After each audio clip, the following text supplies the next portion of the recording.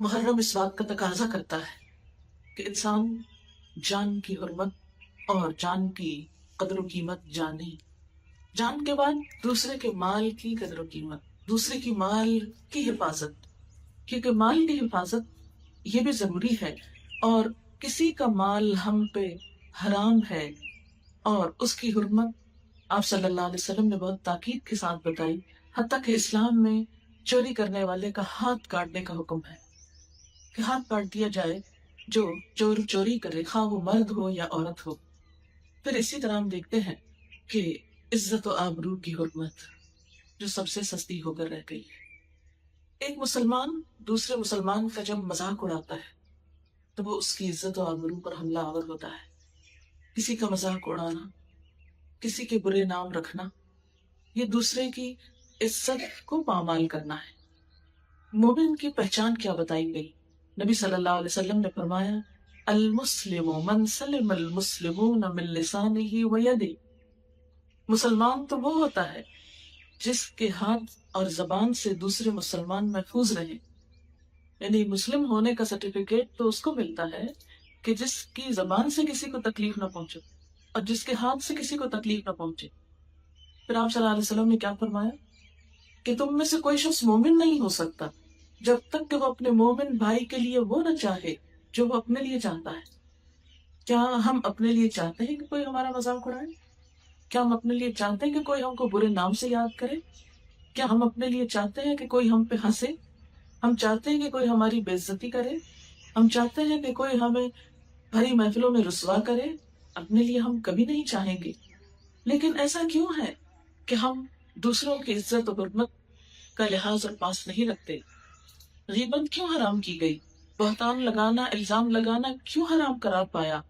غیبت کو زنا سے بدترین بتایا گیا، یعنی زنا کو سب برا کہتے ہیں، آپ صلی اللہ علیہ وسلم نے غیبت کو اس سے بھی بڑی برائی قرار دیا۔ لیکن بہت سے لوگ جو بظاہر پاک دامن کہلاتے ہیں لیکن اس بات کا لحاظ نہیں رکھتے کہ وہ اپنی نجی مجلسوں میں بیٹھ کر، اپنے کلوز سرکلز میں بیٹھ کر کس کس کا مذاق اڑاتے ہیں، کس کس کی برائی کرتے ہیں، کس کس کو بے وجہ تنقید کا نشانہ بناتے ہیں۔ نبی صلی اللہ علیہ وسلم سے جب غیبت کی تعریف پوچھی گئی کہ غیبت کیا ہوتی ہے تو آپ نے فرمایا، ذکرک اخاک بما یکرہ، تمہارا اپنے بھائی کا ذکر اس انداز میں کرنا کہ وہ سنے تو ناپسند کرے، جو اس کو اچھا نہ لگے۔ بسا اوقات ہم کسی کے سامنے تو بہت خوش آمد کریں، بہت اچھی طرح آبا کہہ کے پکاریں گے، باجی کہیں گے، کچھ اور بولیں گے، لیکن پیچھے اس انداز سے نام لیتے ہیں کہ اگر وہی شخص سنے تو دوبارہ ہماری شکل نہ دیکھے۔ بعض اوقات ایک مجلس میں کچھ لوگ بیٹھے ہوتے ہیں، بہت اچھی طرح ایک دوسرے سے بات کرتے ہیں، بظاہر بہت کائنڈ اور بہت کیئرنگ نظر آتے، لیکن جو ہی ان میں سے ایک اٹھتا ہے تو سارے ہاتھ دھو کے اس کے پیچھے پڑ جاتے اور ہر قسم کی برائیاں اس میں سے چن کر اس کو بدنام کرنے کی کوشش کرتے ہیں۔ تو کوئی بھی ایسی چیز کہ جو کسی کی ذات کے بارے میں، کسی کی شکل و صورت کے بارے میں، کسی کے جسمانی سائز کے بارے میں، کسی کے حال حلیے اور لباس کے بارے میں ناگوار انداز میں کی جائے، یہ سب کچھ غیبت میں شمار ہوتا ہے اور اس کو حرام قرار دیا گیا ہے۔ ایک شخص نے آپ صلی اللہ علیہ وسلم سے پوچھا کہ اگر وہ بات اس شخص کے اندر ہو، یعنی میں سچ کہہ رہا ہوں کہ وہ شخص ہے ہی ایسا، یعنی ایک عیب اگر کسی کے اندر ہے تو یہ بھی برائی ہوگی؟ آپ نے فرمایا کہ ہاں، یہی تو غیبت ہے، اور اگر وہ نہیں تو تم اس پر بہتان لگا رہے ہو، جو اس سے بھی زیادہ شدید بات ہے۔ بہتان لگانے سے انسان کی زندگی بھر کی نیکیاں برباد ہو سکتی ہیں۔ نبی صلی اللہ علیہ وسلم نے فرمایا، کسی شخص کے جھوٹا ہونے کے لیے اتنا ہی کافی ہے کہ وہ ہر سنی سنائی بات کو آگے بیان کر دے۔ اگر کسی کے بارے میں کوئی بات سنی ہے تو بغیر تحقیق کے آگے کرنی شروع کر دے اور اس کو اس طرح بیان کرے گویا کہ وہ واقعہ بالکل سچ ہے۔ پھر اسی طرح قرآن پاک میں ہمیں یہ تعلیم دی گئی کہ یا ایھا الذین آمنوا اذا جاءکم فاسق بنبأ فتبینوا ان تصیبوا قوما بجہالۃ فتصبحوا علی ما فعلتم نادمین۔ اے لوگو جو ایمان لائے ہو، جب کوئی فاسق تمہارے پاس کوئی خبر لے کر آئے تو اس کی تحقیق کر لیا کرو، کہیں ایسا نہ ہو کہ لا علمی میں تم کسی قوم پر جا پڑو، حملہ آور ہو جاؤ، پھر اپنے کیے پہ تم پشیمان ہو۔ یعنی کوئی ایسی بات اس وقت تک زبان سے نہیں نکالنی چاہیے، کسی کے خلاف ایسی کوئی کارروائی نہیں کرنی چاہیے کہ جب تک انسان اس کی تحقیق نہ کر لے، اور خاص طور پر ایسی بات کہ جس سے کسی پر الزام آ رہا ہو۔ مثلا آپ کے پاس کوئی شخص آیا، اس نے کسی کے بارے میں کوئی ناروا بات کی، مثلا ناروا باتوں میں کیا، تم جانتے ہو فلاں شخص اتنا بڑا غلط کر گیا، کہتے اچھا کر گیا، کوئی تحقیق نہیں کرتے، کچھ نہیں پوچھتے۔ اب کیا کرتے ہیں، کسی اور کو ٹیلی فون کٹکا دیتے، تو پتا فلاں شخص نے ایسا غبن کر لیا، اور وہاں سے ایک تیسرے تک بات پہنچ جاتی، اور حقیقت اس کی کچھ بھی نہیں ہوتی۔ ایسی باتوں میں عموماً لوگ بہت دلچسپیاں بھی لیتے ہیں، اور بہت شوق سے سنتے ہیں اور بہت شوق سے سناتے ہیں، لیکن یہ نہیں جانتے کہ ایسی باتیں انسان کے اعمال کو ضائع کرنے والی، اور جس کے اوپر الزام تراشی ہو رہی ہے اتنی ساری نیکیاں اس تک منتقل کرانے کی کوشش ہے۔ اسی لیے کسی نے کہا تھا کہ اگر کبھی غیبت کرو تو اپنی ماہی کی کرنا، کیونکہ تمہاری نیکیوں کی سب سے زیادہ وہ محتاج ہے۔ غیبت کرنے سے انسان کی اپنی نیکیاں اس شخص کو مل جاتی ہیں جس کی انسان غیبت کرتا ہے، پیٹھ پیچھے جس کی برائی کرتا ہے، بیک بائٹنگ کرتا ہے۔ آپ دیکھیں انگریزی لفظ بیک بائٹنگ، یہ پیچھے سے کاٹنا، ہاں؟ اور اللہ تعالیٰ نے قرآن پاک میں اس کو فرمایا کہ اَيُحِبُّ أَحَدُكُمْ أَن يَأْكُلَ لَحْمَ أَخِيهِ مَيْتًا فَكَرِهْتُمُوهُ، کیا تم میں سے کوئی پسند کرتا ہے کہ اپنے مردہ بھائی کا گوشت کھائے، تم اس کو ناپسند کرو گے۔ بھائی مر جائے تو ہاتھ لگاتے ہوئے ڈر لگتا ہے کہ کہیں دکھ نہ جائے، کہا یہ کہ انسان اس کو چھری کانٹوں سے اس کا گوشت کھانے لگے۔ مردے کو تو ہاتھ لگانا دوبر ہوتا ہے، کھانا کتنا ناگوار عمل۔ لیکن کسی کی غیر موجودگی میں اس کی برائیاں کرنا بھی ایسا ہی ہے، گویا اسے چھریوں سے کاٹنا اور کاٹ کھانا یا بمبوڑنا۔ کسی کی عزت پر ہاتھ ڈالنا ایسا ہی ہے، گویا اس کو کاٹ کھانا۔ یہ ایک عمل کسی لاش کو کھانے کا کون کرتا ہے؟ عموماً وحشی جانور کرتے ہیں، مثلا کتے کرتے ہیں۔ اسی لیے ایک حدیث میں آتا ہے کہ قیامت کے دن دوسروں کی برائیاں کرنے والے، تانے دینے والے، عیب جوئی کرنے والے قیامت کے روز کتوں کی شکل میں اٹھائے جائیں گے، یعنی ہوں گے انسان لیکن ان کی شکلیں کتوں جیسی بن جائیں گی۔ کیوں؟ اس لیے کہ کتے یہ کام کرتے ہیں نا، کوئی مردار دیکھا تو اس کو کھانے لگ گئے، یہ نہ دیکھا کہ کس کا ہے۔ لیکن انسان جب اپنے ہی بہن بھائیوں، اپنے ہی رشتہ داروں، اپنے ہی دوستوں، اپنے ہی مسلمانوں کی برائیاں کرنے لگتا ہے تو یہ کس قدر ناگوار، ناپسندیدہ اور اللہ تعالیٰ کے ہاں ایک ایسا فعل ہے کہ جسے کسی قیمت پر بھی برداشت نہیں کیا جا سکتا۔ محرم حرام کیا گیا، لفظی معنی ہے محرم حرام کیا گیا، یعنی کیا حرام کیا گیا کہ اس مہینے کے اندر گناہوں کو اپنے اوپر حرام سمجھو، یعنی سال کا آغاز ہوتا ہے تو نئی منصوبہ بندی کرتا ہے انسان، نئی پلاننگ کرتا ہے۔ ہمارے یہاں تو چونکہ کیلنڈر استعمال نہیں ہوتا، آپ نے دیکھو کہ جنوری میں جیسے نئی ڈائریز آتی ہیں، نئی پلاننگ آتی ہے، نئے سال کی منصوبہ بندی ہوتی، یا فائنینشیل ایئر جو ہے ہمارا جولائی سے شروع ہوتا ہے تو اس میں وائنڈ اپ کرتے ہیں جون کے اینڈ میں، پھر جولائی سے نئے پلاننگ ہوتی ہے، نئے سال کا بجٹ بنتا ہے۔ بالکل اسی طرح محرم نئے سال کی نیکیوں میں پلاننگ کا مہینہ ہے کہ مجھے حرام کرنا ہے اپنے اوپر ان سب چیزوں کو جنہیں اللہ نے میرے اوپر حرام کر دیا ہے۔ محرم کا اصل پیغام یہ ہے، صرف اتنا کافی نہیں کہ اسلام کی راہ میں جان دینے والے شہیدوں کے اوپر ہم صرف غم کا اظہار کریں، اس لیے کہ وہ تو اپنے عظیم الشان منزلوں اور مقاصد اور مقامات تک پہنچ گئے، انہوں نے اپنی زندگی کو ایک بہترین کاز میں استعمال کیا، وہ اپنے عمل سے ہمارے لیے ایک نمونہ چھوڑ گئے کہ تم بھی اپنے رب کو راضی کرنے کے لیے، اپنے رب کو خوش کرنے کے لیے وہ کام کرنا کہ جس میں خواہ تمہاری جان کا ہی نقصان کیوں نہ ہو جائے۔ لیکن ہم اپنی زبان کو کنٹرول نہیں کر سکتے، ہم اپنے دل میں دوسروں کے بارے میں بدگمانی اور برے خیال لانے کو کنٹرول نہیں کر سکتے۔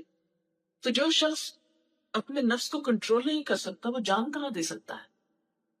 محرم حرام کیا گیا، حرمت والا، ہمیں ان حرمتوں کا لحاظ اور پاس کرنا ہے جو اللہ تعالیٰ نے ہمارے لیے مقرر کیے ہیں، ان کاموں کو اختیار کرنا ہے جن کو اللہ تعالیٰ نے ہمارے لیے پسند کیا۔ چغلی جو دوسروں کو لڑانے کے لیے، فساد ڈالنے کے لیے، تعلقات کو بگاڑنے کے لیے، یہ بھی حرام کردہ چیزوں میں سے ایک چیز ہے۔ تو گویا کس کس چیز کو ہم نے اپنے اوپر حرام کرنا ہے.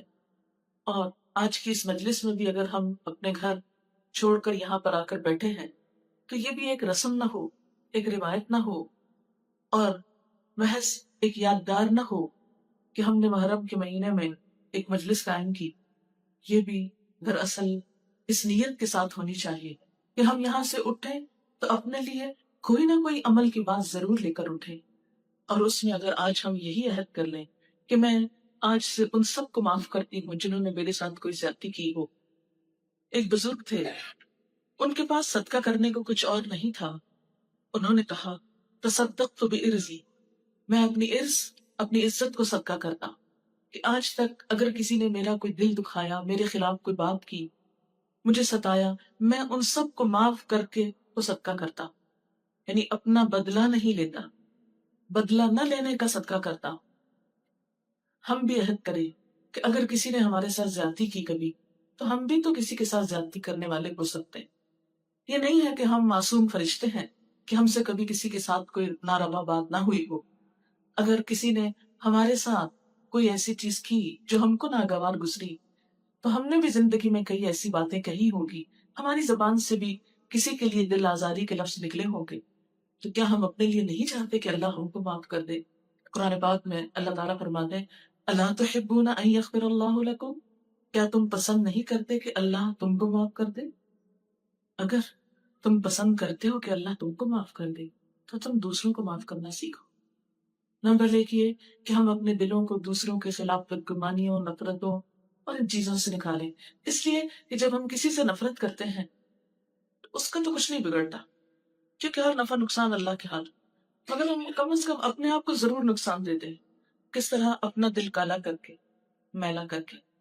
یعنی اگر کوئی میلی چیز ہمارے ہاتھ میں ہے اور دراصل ہم کسی کے لیے لے جا رہے ہیں، تو اس سے پہلے کہ وہ کسی تک پہنچے وہ خود ہمارے اپنے ہاتھ میں ہوتی ہے.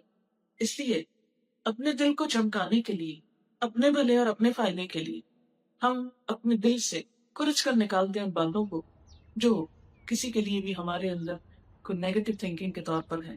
دلوں کو بڑا کر لیں، اس لیے کہ جنت کی وسعتیں زمین و آسمان کے برابر ہیں. اس کے باسی وہی ہو سکتے ہیں جن کے دل بڑے ہوں. وہاں ان وسیع جنتوں کا مالک بننے کے لیے بڑے دل والا ہونا ضروری ہے، اور جو بھی بڑا دل رکھے گا وہ معاف آسانی سے کر سکتا ہے. اس کے لیے معاف کرنا کسی کو مشکل کام نہیں. اور جب ہمارا دل دوسروں کے لیے اچھا ہو جائے گا، گمان اچھا ہو جائے گا، تو باقی قباحتوں سے ہم خود بچ جائیں گے. پھر کسی کا مذاق اڑانا، برے نام رکھنا، بدگمانی کرنا، تجسس کرنا، غیبت کرنا، چغلی کرنا، الزام تراشی کرنا، ان عادتوں سے خود بخود چھٹکارا ہوتا جائے گا. اور جب ان عادتوں سے چھٹکارا ہوگا تو حقیقت میں ہم اللہ کے پسندیدہ بندے ہوں گے اور محرم کا پیغام سمجھنے والے ہوں گے. یعنی مسلمان کی حرمت کا پاس رکھنے والے، جسے اللہ نے معزز بنایا ہے، اللہ تعالیٰ کے اس منصوبے کا ساتھ دینے والے ہوں گے، مومن کے صحیح معیار پر پورے اترنے والے. اور جب تک ان صفات کی نفی ہمارے اندر سے نہیں ہوتی تو دراصل ہم اپنا ہی نقصان کرتے ہیں. اور اس کی مثال ایسے ہی ہے اپنی نیکیاں دوسروں کو دینے کی، کہ ہم اپنا ایک ایسا اکاؤنٹ رکھتے ہوں لیکن اس کی چیک بک کسی اور کے پاس ہو، وہ جب چاہے اس میں سے کیش کروا لے. نیکیوں کے بینک میں نیکیاں ڈال رہے ہیں جبکہ انہیں کیش دوسرے کرواتے جا رہے ہیں، جن کا ہم برا چاہتے ہیں اور جن کو ہم برا سمجھتے ہیں، جن سے ہم نفرت کرتے ہیں، جن کو ہم بدنام کرنا چاہتے ہیں، جن سے ہم کوئی انتقام لینا چاہتے ہیں. دراصل ان سے انتقام کی بات تو بعد میں ہوگی، لیکن اپنی نیکیوں سے ہاتھ دھونا اور اپنے لیے آخرت کے امن کے رستے مسدود کرنا، یہ اگر ہمارے حصے میں نہ آئے. میری اللہ تعالیٰ سے دعا ہے کہ ہم اس مہینے کی حرمت کو سمجھیں، اس کے پیغام کو سمجھیں اور اپنی زندگی کو بدلنے کا عزم کریں. تو میں خلاصہ بیان کروں گی کہ اسلامی کیلنڈر کا پہلا مہینہ، اسے اللہ تعالیٰ نے پہلا بنایا، اس کی حرمت اللہ تعالیٰ نے بنائی، نبی صلی اللہ علیہ وسلم نے باقی رکھی. اور اس مہینے کا روزہ 9ویں 10ویں کا رکھنا افضل ہے. اگر کسی وجہ سے 2 دن کا رکھنا مشکل ہو تو کم از کم 10ویں کا روزہ رکھنے کی نیت.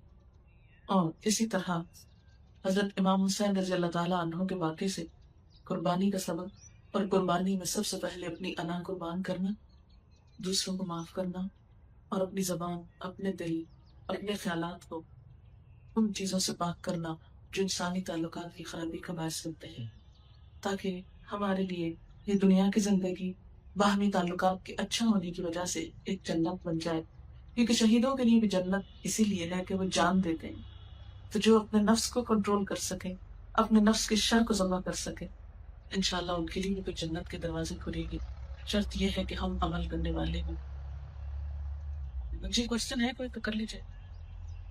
عمل میں اور نیت میں پاکیزگی اور اخلاص اور یہ سب چیزیں کیسے پیدا ہوتی ہیں؟ جس طرح مادی چیزوں کا میلا ہونا ہوتا ہے، ایسے ہی دل بھی میلے ہو جاتے ہیں نا، روح پر بھی دھبے پڑ جاتے ہیں، نیتیں بھی بعض اوقات پھسلنے لگتی۔ تو جس طرح اس گلاس کو دھونے کے لیے پانی چاہیے اور ڈٹرجنٹ چاہیے، اسی طرح دل کو دھونے کے لیے بھی کچھ چاہیے۔ دل کو دھونے کا بہترین طریقہ جو ہے وہ کلام الہی ہے، اللہ تعالیٰ کا قرآن ہے۔ قرآن پاک میں بھی اور حدیث پاک میں وحی الہی کو یعنی قرآن کو بارش سے تشبیہ دی گئی۔ جس طرح بارش آتی تو پورا ماحول دھل جاتا ہے، ہر چیز پہ پڑتی، بالکل اسی طرح قرآن پاک زندگی کے ہر موضوع، ہر بات، ہر چھوٹی بڑی چیز پر انسان کی رہنمائی کرتا ہے۔ جب انسان قرآن پاک سے ایک تعلق قائم کرتا ہے تو یقیناً دلوں کی صفائی ہوگی۔ نبی صلی اللہ علیہ وسلم نے فرمایا کہ دلوں کو زنگ لگ جاتا ہے جیسے لوہے کو زنگ لگتا ہے۔ تو صحابہ کرام نے پوچھا کہ لوہے کا زنگ دور کرنا تو ہم جانتے ہیں، دلوں کا زنگ کیسے دور کریں؟ تو اس وقت بھی آپ صلی اللہ علیہ وسلم نے یہ فرمایا کہ کثرت سے قرآن کو پڑھو اور موت کو بھی کثرت سے یاد کرو۔ دو چیزیں انسان کو فائدہ دیتی ہیں، ایک تو یہ کہ انسان اپنے انجام کو سامنے رکھے۔ دنیا کے کامیاب انسانوں کا جب تجزیہ کیا گیا کہ ان کی کامیابی کی کیا وجوہات تھیں، تو ان میں سے ایک بڑی وجہ یہ بتائی گئی کہ وہ اپنے انجام کو دیکھ کر آغاز کرتے ہیں کسی کام کا، یعنی انجام کو سامنے رکھ کر آغاز۔ اور عام روزمرہ زندگی میں بھی ہم دیکھتے ہیں کہ مثلاً اگر ہم گلاس کہیں رکھنے لگے تو پہلے یہ دیکھیں گے کہ سرفس کیسی ہے اور پھر انجام دیکھ کے اتنے ہی زور سے رکھیں گے اس کو۔ اسی طرح کسی بھی کام، مثلاً فرش اگر چکنا ہے تو ہم قدم رکھنے سے پہلے احتیاط کریں گے، اس سڑک سے اتنے میل پر وہ ہے، مجھے اتنے گھنٹے چاہیے، اس کے مطابق آپ سفر کرتے ہیں، اس کو ذہن میں رکھ کے اس کی ڈائریکشن لیں گے آپ۔ کہ اگر آپ یہ معلوم ہی نہ کریں، کسی کے گھر چلی وہ تو بہت دور کی بات ہے، کسی کے گھر جانا ہے، مثلا مجھے یہاں آنا، تو اگر مجھے ایڈریس ہی نہیں معلوم تو میں اپنا سفر ہو سکتا ہے ادھر کو کرنے کی بجائے کسی اور طرف کرنے لگے، وقت بھی ضائع ہوتا، آپ لوگ بھی تکلیف اٹھاتے اور مشقت ہی مشقت۔ تو بالکل اسی طرح ہم سب زندگی کے ایک سفر میں ہیں، جب تک ہم اپنا انجام، اپنی آخرت، اپنا حساب سامنے نہیں رکھتے اس وقت تک یہ سفر درست نہیں ہو سکتا۔ ایک تو یہ ہے کہ اس کو سامنے رکھنا، دوسرا یہ ہے کہ اپنی کمپنی کو ضرور دیکھیں کہ ہم جہاں اٹھتے بیٹھتے ہیں کہیں ایسا تو نہیں کہ وہاں اللہ کی حدود پامال ہوتی ہے، کہ میں کہیں کسی کے پاس بیٹھتی ہوں تو غیبت شروع ہو جاتی، یا کوئی ایسا انسان میرے آس پاس ہے جس کی سوچ بہت نیگیٹو ہے کہ اس کے پاس بیٹھتے ہی ہر چیز مجھ کو بری لگنے لگتی، ہر چیز میں عیب نظر آتے ہیں، ہر چیز کو کرٹیسائز کر رہے ہیں، ہر چیز کے نیگیٹو پہلو کو، منفی اندھیرے پروں کو دیکھ رہے ہیں۔ تو یہ بہت ضروری ہے زندگی میں بھی ایسے لوگوں کے ساتھ تعلق قائم کریں، ایسی مجلسوں میں اٹھیں بیٹھیں کہ جہاں دلوں کی صفائی ہوتی رہے۔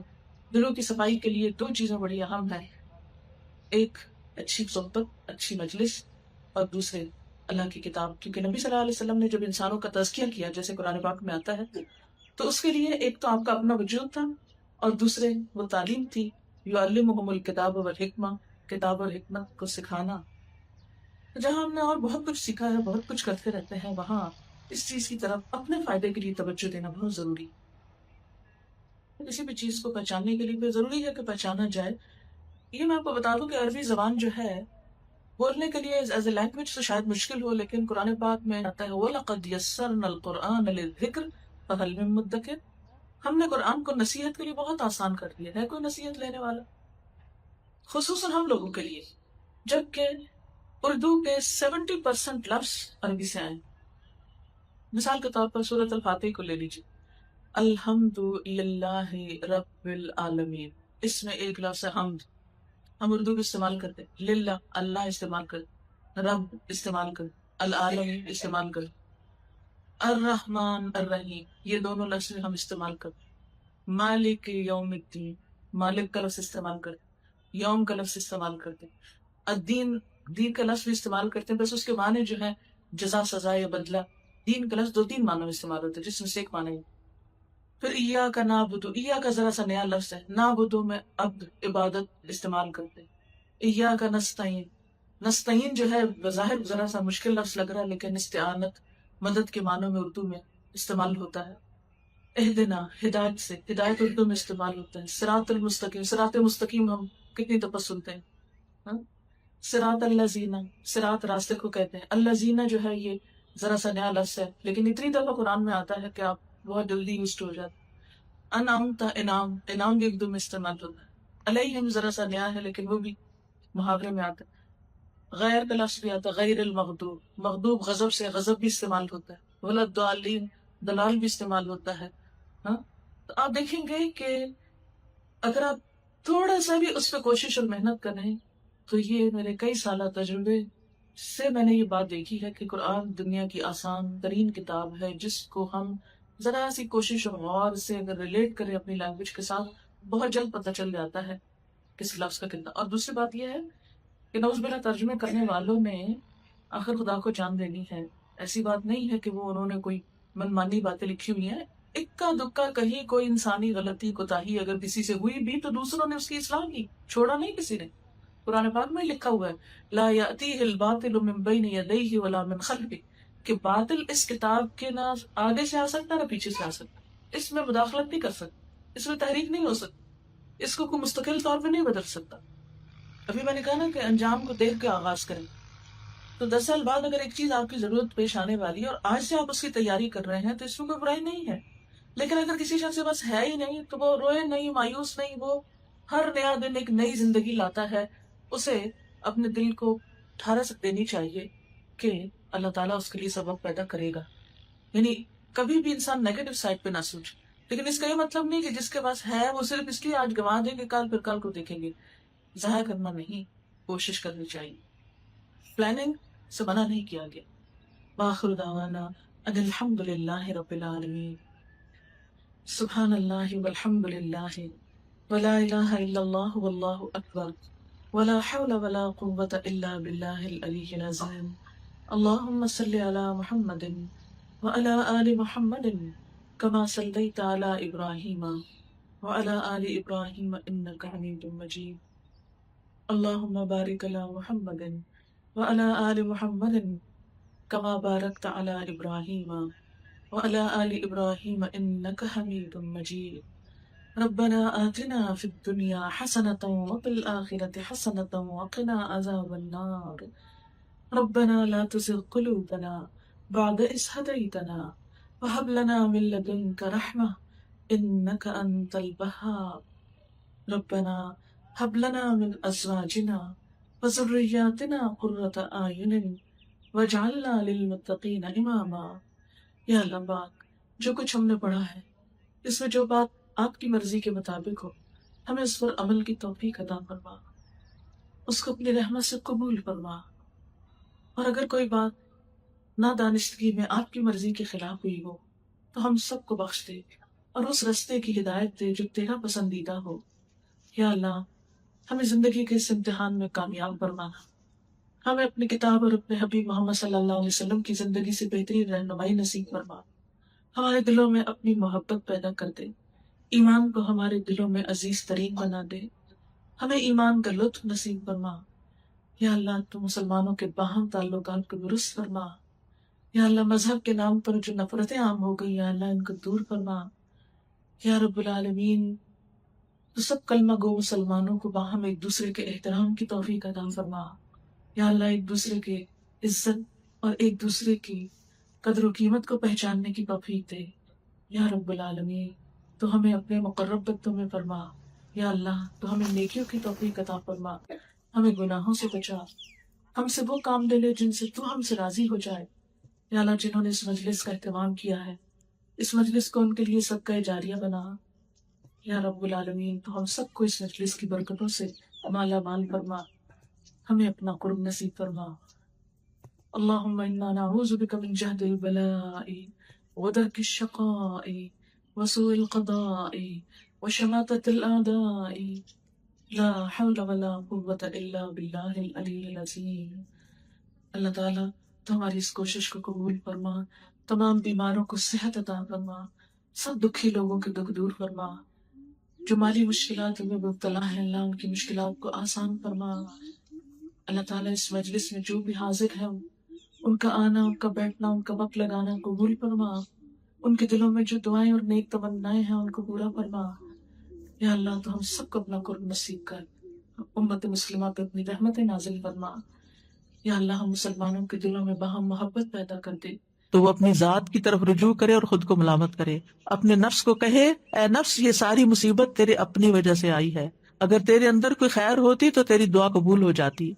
اور انسان کا اپنے نفس کو ملامت کرنا، یہ کہنا I was wrong, I am wrong، اللہ کو بہت سے نیک اعمال سے زیادہ محبوب ہے، کیونکہ لا الہ الا انت سبحانک انی کنت من الظالمین۔ اللہ تعالیٰ میری غلطی ہے، آپ کا کوئی قصور نہیں، ساری بھلائی تیرے ہاتھ میں ہے، سبحانک تو پاک ہے ہر نقص اور عیب سے، غلطی میرے اپنے اندر ہے، مجھے میری غلطیاں دکھا دے، مجھے ان پر توبہ کی توفیق دے دے، مجھے اصلاح کی توفیق دے دے۔ آدم علیہ السلام کی توبہ کیسے قبول ہوئی تھی، آسانی کیسے ہوئی تھی؟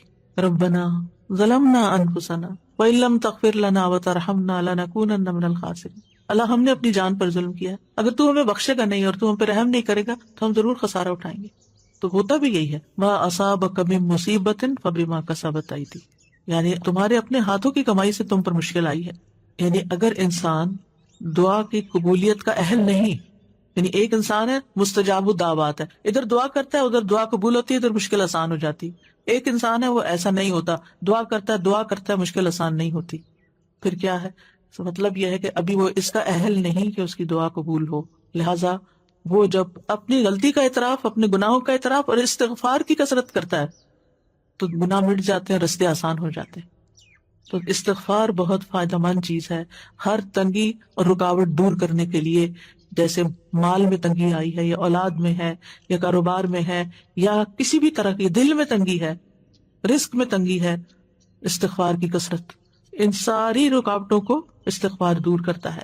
اور پھر خاص طور پر صدقہ و خیرات، لوگوں کو دینا، لوگوں پر احسان کرنا، لوگوں کی زندگیوں کو آسان کرنا، اطاعت کے کام کرنا، یعنی صرف دل سے نہیں، یعنی زبان سے بھی اور عمل سے بھی۔ اب مثلا دوسروں کی زندگی آپ کیسے آسان کر سکتے ہیں؟ ان کو کوئی اچھا مشورہ دے کے، ان کا کوئی کام کر کے، ان کی کوئی مدد کر کے، کیونکہ جو انسان کسی کی مدد نہیں کرتا، کسی کی خدمت نہیں کرتا، کوئی کام نہیں کرتا، نکما اور بیکار ہوتا ہے، وہ کسی کے دل میں عزت نہیں پا سکتا، وہ کسی کے دل میں جگہ نہیں بنا سکتا۔ اور جب آپ کسی کی مدد نہیں کرتے تو کوئی آپ کی مدد کب کرے گا؟ ان تنصر اللہ ینصرکم، اگر تم اللہ کی مدد کرو گے، اللہ کو تو مدد نہیں چاہیے، مطلب کیا ہے؟ اللہ کے دین کی یا اللہ نے جہاں جہاں مدد کرنے کا کہا ہے، ینصرکم، تو مدد تمہارے پاس آئے گی۔ حدیث میں آتا ہے کہ جو بندہ بندوں کی ضروریات پوری کر رہا ہوتا ہے اللہ تعالیٰ اس کی حاجتیں پوری کر دیتا ہے۔ لیکن اگر ہم سستی کا شکار ہوں اور اگر ہم صرف اپنی ہی دنیا میں کھوئے رہیں اور بندوں کے لیے خیر اور بھلائی کا باعث نہ بنے تو زندگی تنگ ہونے لگتی ہے۔ اور پھر نماز اور صبر کے ذریعے مدد حاصل کرنا، ہمت کرنا اور صبر کرنا، وَاصْبِرْ عَلَىٰ مَا أَصَابَكَ إِنَّ ذَلِكَ مِنْ عَزْمِ الْأُمُورِ، صبر کے نتیجے میں تکلیفیں دور ہو جاتی ہیں۔ ابن قیم کہتے ہیں 3 چیزیں انسان کو آزمائش پر صبر کرنے پر آمادہ کرتی ہیں۔ نمبر 1 یہ کہ انسان اچھے بدلے کو ذہن میں رکھے، یعنی تکلیف کیسے آسان ہوگی؟ انسان سوچو میرے لیے اجر دیا جا رہا ہے، جتنی دیر یہ تکلیف ہے دل خوش ہو جائے گا اس کا۔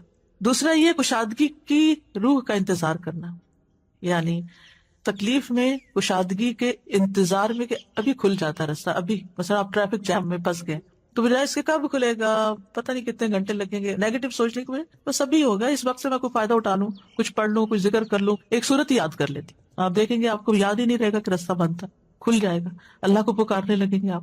اور تیسرا یہ کہ مصیبت کو 2 چیزوں سے دور کرنا، یعنی بندہ اپنے اوپر اللہ کی نعمتوں کو شمار کرے، اور اگر وہ انہیں گننے اور شمار کرنے سے عاجز آ جائے گا تو وہ مصیبت اس پہ آسان ہو جائے گی جس میں وہ مبتلا ہے، کیونکہ وہ اتنی ہی نعمتیں یاد کر لے گا کہ وہ کہے گا یہ کیا مشکل ہے۔ پھر قرآن سے تعلق جوڑنا، ابن قیم کہتے ہیں کسی نیک آدمی سے کہا گیا ہم روزانہ کتنا قرآن پڑھیں؟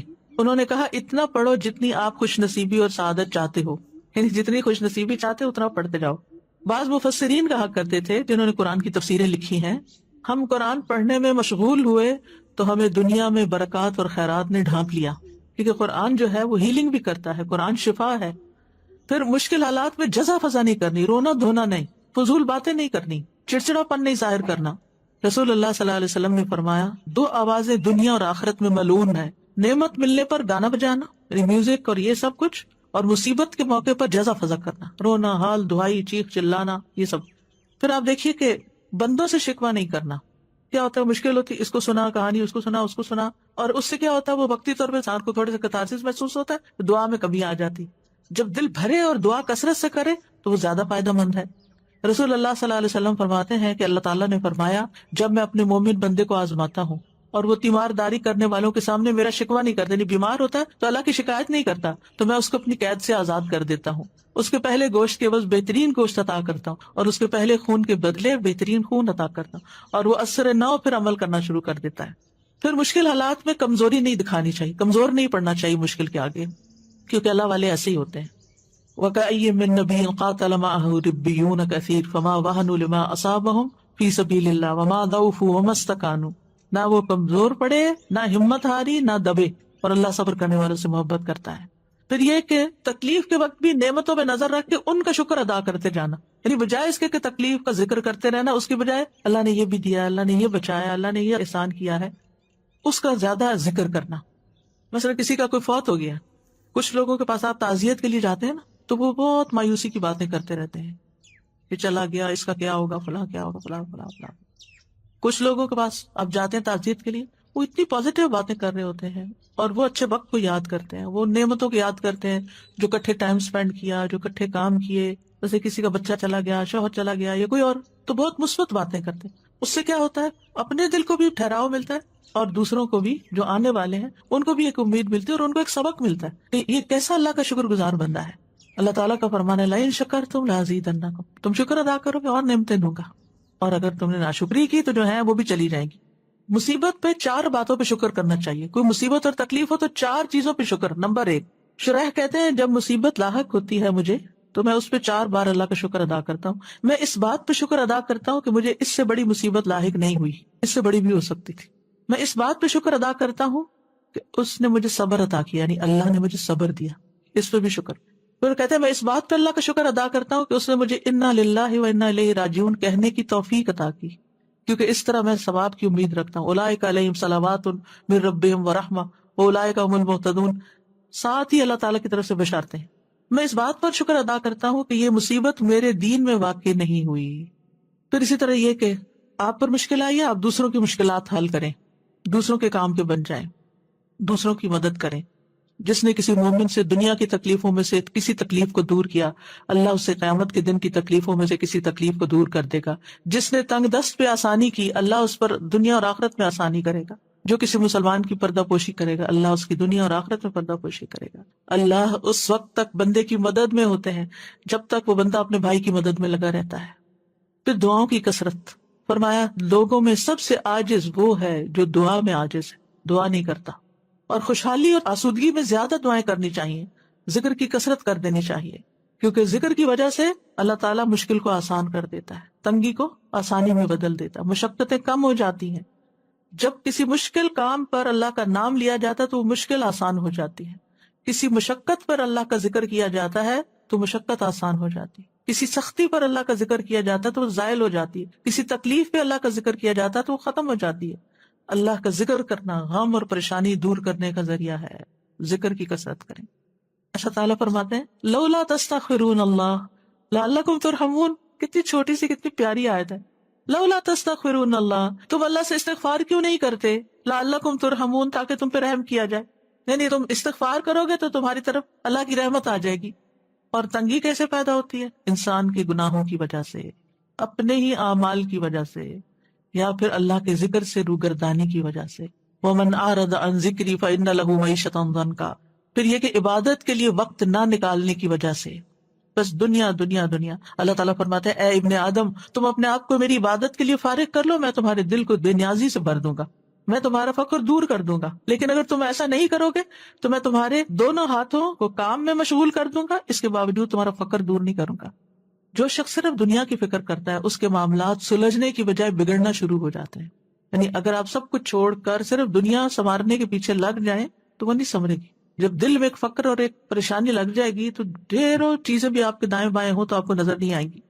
رسول اللہ صلی اللہ علیہ وسلم نے فرمایا جس شخص کا مقصد اور پریشانی غم دنیا ہو اور وہ دنیا کا ہی ہو کر رہ جائے اور وہ اسی کی نیت کرتا ہو تو اللہ اس کی آنکھوں کے سامنے اس کا فقر کر دیتے ہیں اور اس کے معاملات اس پر بکھیر دیتے ہیں اور اس کو اتنا ہی ملتا ہے جو اس کے لیے لکھ دیا گیا ہے. اور جس شخص کا مقصد آخرت ہو اور حرص آخرت ہو وہی اس کا ہدف ہو جائے وہ اسی کی نیت کرتا ہو تو اللہ تعالیٰ اس کے دل میں غنا ڈال دیتے ہیں اور اس کے معاملات کو یکجا کر دیتے ہیں.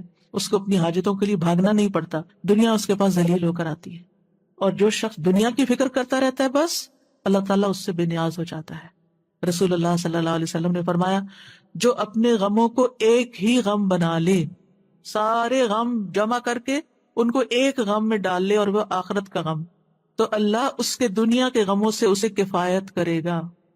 جب آخرت کا غم لگتا ہے تو پھر انسان آخرت کی تیاری میں لگ جاتا ہے نا, اچھے اچھے کاموں میں لگ جاتا ہے. اور جس کو پریشانیاں ادھر ادھر بھٹکا کر لے جائیں اللہ اس کی پرواہ نہیں کرے گا کہ وہ دنیا کی کس وادی میں ہلاک ہوتا ہے. اللہ کو اس کی کوئی پرواہ نہیں. یعنی آپ پریشان ہوئے, آپ نے نماز بھی ٹھیک سے نہیں پڑھی, آپ جو نیکی کے کام کرتے تھے وہ بھی چھوڑ دیے, بندوں کی خدمت مدد وہ بھی چھوڑ دی. پنجابی میں ایک لفظ ہوتا ہے ویر کے بیٹھنا, کبھی سنا ہے یہ لفظ ویرنا؟ ایک دو لوگوں کو سمجھ آ گئی میں نے کیا کہا. جیسے بچے ہوتے ہیں نا تو اگر ماں ان کو ڈانٹ دیتی ہے تو وہ ویر کے بیٹھ جاتے ہیں, ان کو پھر وہ کہے کھا لو تو وہ کھاتے نہیں, کہتے سو جاؤ تو سوتے نہیں, ان کو جو کچھ کہیں وہ ایک بات نہیں ماننے کو تیار ہوتے. اس کیفیت کو کہتے ہیں ویرنا. ناراض ہونا ہلکا, روٹ کے اکڑ کے بیزار ہو کے اڑ کے بیٹھ جانا, کوئی بات نہ سننا نہ کچھ کرنا, ضدی ڈھیٹ, یہ سارے لفظ کٹے ہیں اس میں. ہمارے گھر میں یہ لفظ استعمال ہوتا تھا جب کوئی بچہ اس طرح کی کیفیت میں نہیں ہوتی, کو کہا نا جلدی کرو یہ کام, نہیں کرتا, بس پھر بیٹھ گیا روٹ کے, اٹھے موڈ آف, بھئی کس بات سے, کوئی پتہ نہیں, کھا لو نہیں کھانا, اسکول جاؤ نہیں جانا, یعنی کوئی بات نہ ماننا. تو جب کوئی بندہ یہ رویہ اختیار کر لیتا ہے تو پھر اللہ تعالیٰ اس کی پرواہ چھوڑ دیتا ہے کہ وہ کہاں ہلاک ہوتا ہے, وہ ہو جائے جہاں ہوتا ہے, کیونکہ وہ نہ اللہ کی سنتا نہ بندوں کی سنتا ہے. ایگوسٹک ہے نا کہ بس جو میرے دل میں آ گیا میں نے تو وہ کرنا ہے, نہ ماں باپ کی پرواہ, نہ کسی اور کی پرواہ, نہ کسی کی شرم و حیا, نہ کچھ. تو پھر ایسی صورت میں اگر کوئی بندہ اللہ سے ناراض ہو کے بیٹھا ہوا ہے یا ایون بندوں سے بھی ناراض ہو کے بیٹھا ہوا ہے, یعنی ناراضگی میں ہمیں کمیونیکیشن بڑھانی چاہیے. عام طور پر دیکھا گیا لوگوں کی عادت کیا ہوتی ہے, ناراض ہوئے تو بات ہی نہیں کرنی, سب سے پہلے تو بولنا چھوڑتے ہیں. بھی سمجھ کیسے آئے کہ آپ کو کیا مشکل ہے, وہ کہتے ہیں خود ہی بوجھو. بھائی کیسے بوجھے, ہمیں کوئی غیب کا علم ہے, ہمیں نہیں معلوم کہ مزاج شریف پہ کیا چیز ناگوار گزر گئی. تو یہ چیزیں کسی اور کو نقصان نہیں دیتی, یقین کریں یہ جو کرتا ہے اسی کو نقصان دیتی. اللہ تعالیٰ بھی اس کی پرواہ چھوڑ دیتا ہے, اور بندے بھی ایک دو دن ناز نخرے اٹھاتے ہیں پھر اس کے بعد چھوڑ دیتے ہیں کہ یہ تو اپنی ہی ماننے والا ہے, جب اس کا اپنا موڈ ٹھیک ہوگا تو وہ ٹھیک ہو جائے گا خود ہی, چھوڑو اس کو. تو اپنے اس خول سے باہر نکلنا ہے, انا سے باہر نکلنا ہے, اپنی غلطی ڈھونڈنی ہے. اس طرح کی جو کیفیات نا اصل میں شیطان کی طرف سے آتی ہے, اور شیطان انسان کا سب سے بڑا دشمن ہے. وَأَمَّا مَن بَخِلَ وَاسْتَغْنَىٰ, یہ اس کی تفسیر ہے. وَكَذَّبَ بِالْحُسْنَىٰ, نیکی کی بات, کوئی مشورہ, کوئی نصیحت سب جھٹلا دی. فَسَنُيَسِّرُهُ لِلْعُسْرَىٰ, ہم اس کے لیے اور مشکل پیدا کریں گے. تو ہمیں آخر میں دعائیں بھی مانگنی چاہیے. کون سی دعائیں فائدہ دیتی ہیں؟ ایک تو یہ ہے سورۃ کہف والی جو میں نے سب سے پہلے بتائی, ربنا آتنا من لدنک رحمتا وہیئ لنا من امرنا رشدا. پھر اس کے بعد رب اشرح لی صدری ویسر لی امری. خاص طور پر جب کوئی کام مشکل ہو جائے نا تو یہ دعا پڑھ کے ویسر لی امری ویسر لی امری ویسر لی امری, تکرار کے ساتھ, اصرار کے ساتھ اپنا وہ معاملہ سامنے رکھ کے اللہ میرا یہ کام آسان کر دے. اور شرح صدر کیا ہوتا ہے, اے اللہ میرے سینے کو نور سے بھر دے, ایمان سے بھر دے, حکمت سے بھر دے, کیونکہ مشکل وقت میں ان سب چیزوں کی بڑی ضرورت ہوتی ہے. ایمان سے ہی مقابلہ کیا جا سکتا ہے مشکلات کا. ایمان ہوتا ہے تو تکلیفیں بھی برداشت ہو جاتی ہے, صبر بھی آ جاتا ہے. اور پھر یہ کہ میرا وہ کام, وہ راستہ میرے لیے آسان کر دے کہ جس سے میں چل کے تیری طرف آ جاؤں, تیرا بن جاؤں, اور اس راستے کی جو سختیاں اور مشکلات ہیں وہ میرے لیے آسان کر دے. کہ لا الہ الا انت سبحانک انی کنت من الظالمین. رسول اللہ صلی اللہ علیہ وسلم نے فرمایا, کیا میں تمہیں ایسی چیز نہ بتاؤں کہ جب تم میں سے کسی آدمی کو رنج و الم اور دنیا کی آزمائشوں میں سے کوئی آزمائش آئے تو وہ اس دعا کو پڑھے تو اس کی تکلیف دور ہو جائے گی.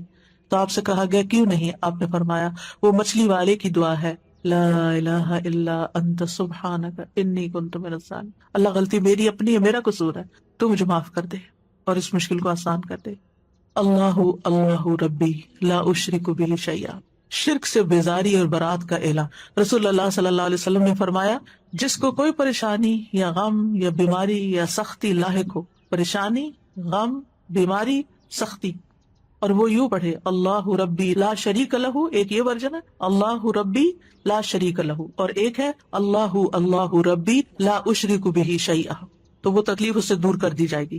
پھر دعا ہے اللہم لا سہل الا ما جعلتہ سہلا وانت تجعل الحزن سہلا اذا شئت، اے اللہ کوئی کام آسان نہیں مگر جسے تو آسان کر دے، اور جب تو چاہتا ہے مشکل کو آسان کر دیتا ہے۔ اللہ کے لیے تو کچھ مشکل نہیں، مشکل ہمارے لیے ہے، تو اللہ تعالیٰ آپ اس مشکل کو آسان کر دیں، یعنی آپ اس سختی کو نرمی میں بدلیں گے، آسانی کر دیں گے تو ہی آسانی ہو۔ یہ دعا حزن اور حزن دونوں طرف سے پڑھی جاتی، حزن غم کو کہتے ہیں اور حزن سختی کو کہتے ہیں۔ پھر ابو موسیٰ رضی اللہ عنہ کی دعا ہے، جب وہ نماز سے فارغ ہوتے تو کہتے اللہم اغفر لی ذنبی ویسر لی امری وبارک لی فی رزقی، کتنی خوبصورت دعا ہے، نماز کے بعد پڑھتے تھے وہ، یہ صحابی کی دعا ہے، نبی صلی اللہ علیہ وسلم کی نہیں، لیکن بڑی خوبصورت دعا ہے، اے اللہ میرے گناہ معاف کر دے، میرے معاملے کو آسان کر دے، یعنی ہر نماز کے بعد جو معاملہ آپ کو پریشان کر رہا ہے، اور میرے رزق میں برکت عطا کر دے۔ پھر لا الہ الا اللہ الحلیم الکریم، لا الہ الا اللہ العلی العظیم، لا الہ الا اللہ رب السماوات السبع ورب العرش العظیم۔ ابن عباس کہتے ہیں نبی صلی اللہ علیہ وسلم نے فرمایا یہ کلمات ہیں جن سے کشادگی ہو جاتی ہے، آسانی ہو جاتی ہے۔ ان میں کیا ہے؟ صرف اللہ سبحانہ وتعالیٰ کی تعریف اور اللہ کی صفات بیان ہوئی، توحید کا اقرار ہے، الحلیم الکریم کے واسطے سے دعا ہے، پھر توحید کا اقرار ہے، پھر العلی العظیم کے واسطے سے دعا ہے، پھر توحید کا اقرار ہے، پھر ربوبیت کے واسطے سے دعا ہے، پھر رب السماوات السبع اور رب العرش العظیم۔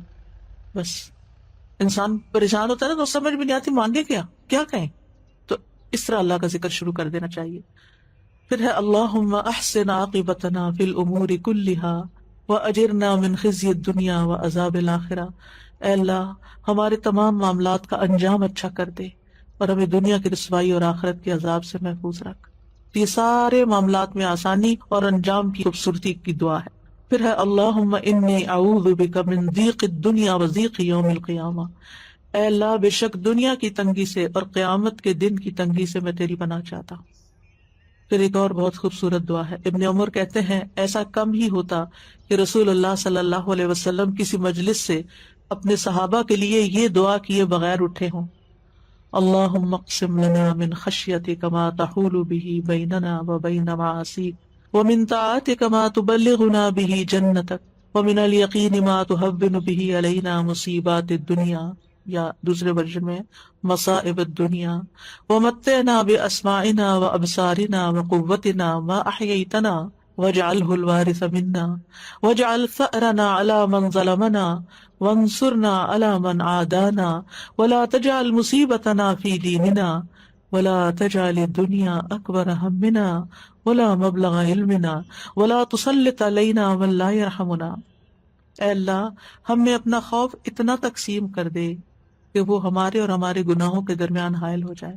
اور یہاں خشیت کی بات کی گئی ہے جو علم سے آتی ہے، جو خوف علم کی وجہ سے پیدا ہوتا ہے، کہ اللہ ہمیں ایسا علم عطا کر اور اس علم کے ساتھ ایسا اپنا ڈر دے کہ ہم گناہوں سے بچ جائیں، کیونکہ گناہ مصیبتیں لاتے ہیں، اور اپنی فرما برداری اتنی تقسیم کر دے کہ وہ ہمیں تیری جنت تک پہنچا دے، کیونکہ اطاعت کے کام ہی انسان کو جنت تک لے جاتے ہیں، اور اتنا یقین عطا کر دے کہ ہم پر دنیا کی مصیبتیں آسان ہو جائیں، یعنی اتنا زیادہ ایمان کا آخری درجہ نا یقین، یعنی ایمان کی مضبوطی عطا کر دے کہ جس کی وجہ سے ہمیں دنیا کے غموں کی پرواہ نہ رہے، اور جب تک تو ہمیں زندہ رکھے ہماری سماعت، ہماری بصارت اور ہماری قوت سے ہمیں فائدہ عطا کر، یعنی ہمارے آنکھیں، کان، ہماری ساری قوتیں، صلاحیتیں کام کرتی رہیں، ہم بیکار ہو کے بستر پہ نہ پڑ جائیں، اور اسے ہمارا وارث بنا دے، یعنی بعد میں بھی یہ ہمارے اعضاء ہمارے لیے ایسا کام چھوڑ کے جائیں کہ جو صدقہ جاریہ بن جائیں، اور ہمارا انتقام اسی تک محدود کر دے جو ہم پر ظلم کرے، یعنی ہم کسی پر زیادتی نہ کریں، دشمنوں کے مقابلے میں ہماری مدد فرما اور ہمارے دین میں مصیبت نازل نہ فرما، یعنی کوئی ایسی تکلیف نہ ڈالنا کہ میں دین سے دور ہوں، اور نہ ہی دنیا کو ہمارا سب سے بڑا غم و ہم بنانا، اور نہ ہی ہمارے علم کی انتہا کہ ہم صرف دنیا کا ہی علم جانتے ہوں اور دین کا ہمیں نہ پتا ہو، اور ہم پر ایسے شخص کو مسلط نہ کرنا جو ہم پر رحم نہ کرے۔ کتنی خوبصورت دعا ہے، کیونکہ آپ دیکھیں کہ جب اللہ کی خشیت مانگتے ہیں تو خشیت ہمیں گناہوں سے روک دیتی، اطاعت مانگتے ہیں تو اطاعت جنت تک لے جاتی ہے، یعنی اللہ کی فرمانبرداری سے اللہ کے پاس جا سکتے ہیں نا جنت میں۔ یقین مانگتے ہیں جو ایمان کا اعلیٰ ترین درجہ ہے، تو ابن مسعود کہتے ہیں یقین مکمل ایمان ہے۔ دنیا مصائب کا گھر ہے، انسان میں جتنا ایمان کبھی ہوگا اس میں شک نہیں ہوگا، اس کے لیے مصیبتیں برداشت کرنا آسان ہوگا۔ اور ایمان کا آخری چھٹا رکن قضاء و قدر پر ایمان لانا ہے، یعنی جو تو فیصلے ہمارے بارے میں کرے ہمیں اس پر راضی کر دے، اور ہم اپنی صلاحیتوں کو آخری سانس تک صرف تیری رضا میں استعمال کریں، اور مرنے کے بعد بھی ان سے ہمیں فائدہ پہنچتا رہے۔ اور جس نے ہم پہ ظلم کیا تو خود اس سے بدلہ لے، اور جو ہم سے عداوت رکھتا ہے، جس میں شیطان سب سے بڑا دشمن ہے ہمارا، اور اس کے علاوہ بھی جو ہم سے عداوت رکھتے ہیں، منافقین ہیں، مشرکین ہیں، اور کوئی اور بھی، اور خصوصاً ہمارے دین کا جو دشمن ہے، ہمیں ان پر کامیابی عطا کر، وانصرنا علی من عادانا، ان کے خلاف ہماری مدد فرما، اور ہمارے دین میں مصیبت نہ آئے۔ یہ نہ ہو کہ کسی آزمائش کی وجہ سے ہماری نمازیں چھٹ جائیں، یا کسی بدعت میں پڑ جائیں، یا کسی شرک میں مبتلا ہو جائیں۔ آپ نے دیکھا کہ لوگ نجومیوں کے پاس چل پڑتے ہیں اور غلط کام کرنے لگتے ہیں، تعویذ گڑھنے کرنا شروع کر دیتے ہیں۔ اللہ تعالیٰ ہمیں دین کے معاملے میں کسی آزمائش میں مبتلا نہ کرنا، یا یہ کہ دین کا وہ کام جو ہم کر رہے ہیں کسی ایسی آزمائش میں نہ ڈالنا کہ ہم نیکی اور خیر اور بھلائی کے کاموں میں پیچھے رہ جائیں، اور دنیا کو ہمارے علم کا منبع نہ بنا دینا، یعنی ہم دین کا رستہ چھوڑ کے صرف دنیا کے نہ ہو کے رہ جائیں، اور ہمارے اوپر کسی ایسے حکمران کو مسلط نہ کرنا کہ جو ہم پر رحم نہ کرے۔ اور صرف حکمران ہی نہیں، کسی بھی معاملے میں، مثلاً آپ کسی ظالم ڈاکٹر کے حوالے نہ ہمیں کرنا کہ وہ ہم پہ رحم نہ کرے اور ہمارا غلط علاج کر، یا کسی ظالم استاد کے حوالے نہ کرنا کہ وہ سکھانے سے زیادہ ہم پر سختی کرے۔ تو زندگی کے ہر معاملے میں آسانی کے لیے یہ بہترین دعا ہے، اور اسے اپنی دعاؤں کا معمول بنانا چاہیے۔ وآخر دعوانا ان الحمد للہ رب العالمین، سبحانک اللہم وبحمدک، اشہد ان لا الہ الا انت، استغفرک واتوب الیک۔ السلام علیکم ورحمۃ اللہ وبرکاتہ۔